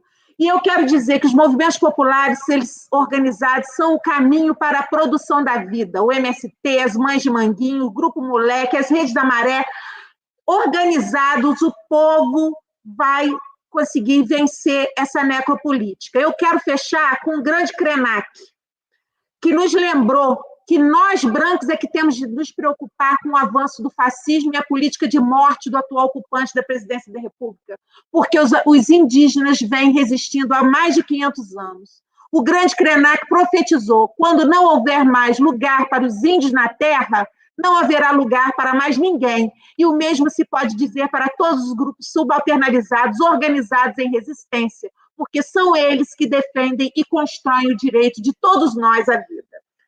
Fecha aqui. Obrigada e desculpe pelo exagero. Claudinha, Ana Paula, pode fazer sua despedida, 2 minutos. Eu quero agradecer novamente esse espaço, dizer que vocês, né, eu já disse isso na outra live, mas vocês são essa parcela de juízes, né, que nos fazem ter esperança, né, num outro judiciário, num judiciário melhor, né. Agradecer a todos e falar que a indiferença ela também mata, né? Então não vamos seguir indiferentes. Não adianta só se comover na hora que vê a reportagem ou, né, na hora que uma violação está acontecendo. É preciso se indignar diariamente, sempre, e se movimentar. A partir dessa indignação, faça como o movimento das Mães de Manguinhos e outros movimentos. Se movimente, saia dessa inércia e vamos à luta. Obrigada, Ana Paula. Agora, Claudinha. Bom, eu quero também me despedir. O que dizer depois dessa fala, né, da Simone e da Ana Paula? Meu Deus. Bem, eu quero me despedir de todos, dizer da minha grande alegria de ter participado dessa live, de ter conhecido a Ana Paula, porque eu moro aqui em Santa Catarina, né? Então, fiquei muito feliz, espero que um dia a gente se encontre presencialmente. E dizer, né, que nós estamos no Brasil que superou a marca dos 400 mil mortos, né, 400 mil mortos pela Covid, e falando de toda essa tragédia da letalidade policial, e nós percebemos que, apesar do número enorme de mortos por dia, os nossos sinos não dobram, as igrejas não batem seus sinos, em homenagem aos mais de 2 mil mortos diários, né? Nós realmente estamos naturalizando a morte está se incorporando à nossa paisagem. E aí eu evoco a fala da Simone, a fala da Ana Paula, né? Nós temos que nos indignar, nossa indignação tem que ser diária, não podemos nos acostumar com esse estado de coisas, né?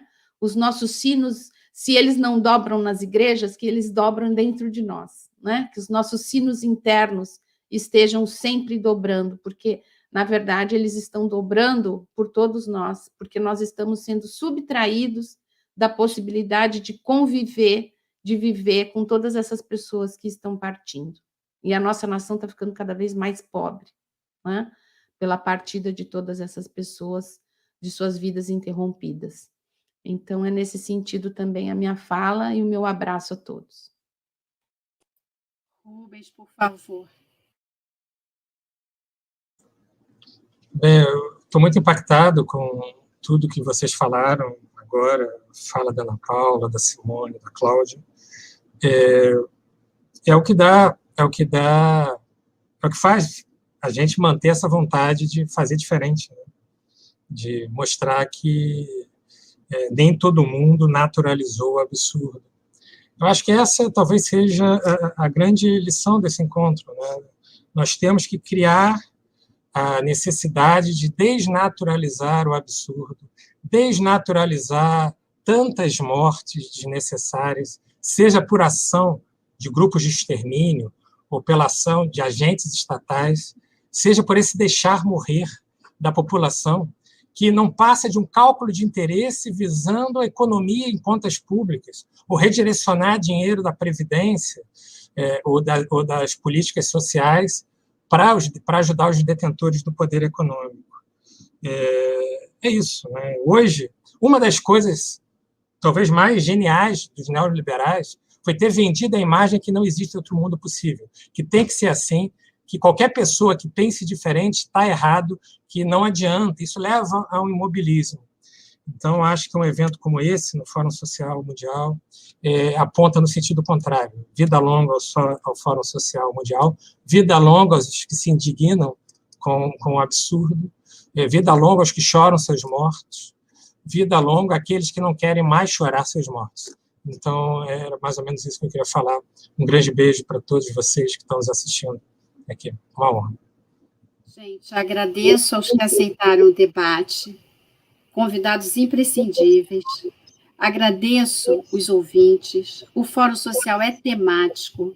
O tema é democracia e justiça, ou justiça e democracia, um depende do outro. E em meio a essas diversas possibilidades e do absurdo não ser natural, de luta, identificamos uma importante estratégia de resistência: garantir a nossa Constituição como ponto de partida, mas não de limite, unir as pautas dos grupos oprimidos, respeitadas as especificidades secularmente ignoradas ou violentamente reprimidas dos povos originários, imigrantes, sem teto, sem terra, afrodescendentes, mulheres, LGBTQI+, e outras sensibilidades sociais na defesa da democracia e, consequentemente, na luta e resistência contra os retrocessos. Obrigada demais, um beijo para todos. Foi muito bom vê-los. Beijo ainda para que todos. no vídeo, foi bom vê-los.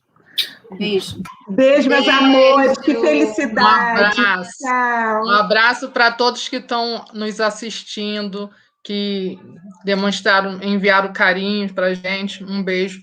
Se cuidem. Isso mesmo. Obrigada, Ana Paula. Cuidem-se todos. Um beijo.